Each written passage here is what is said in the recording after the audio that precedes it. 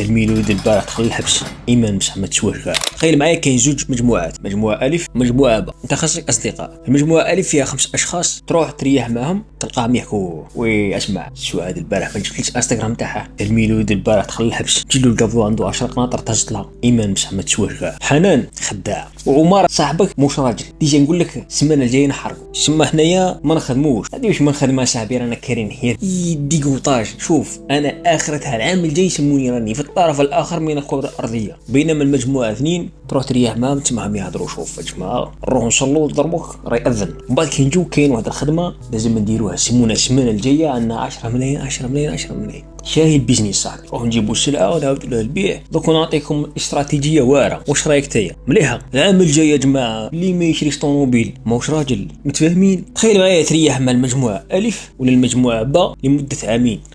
شكون هي المجموعه اللي غادي تمد لك البليس وراح تنجح مستقبلا؟ باينه اوتوماتيكمون راح تقول لي المجموعه باء، لانهم يحكوا دائما على الامور اللي تمد فيك الزائد، الامور اللي تزيد لك لقدام. المثل اللي يقول لك اذا كان عندك 5 اصدقاء فاشلين غادي تولي سادسهم، واذا كان عندك 5 اصدقاء ناجحين غادي تولي سادسهم. شكون صاحبك؟ نقول لك شكون انت، اختر اصدقائك بعنايه. شكرا.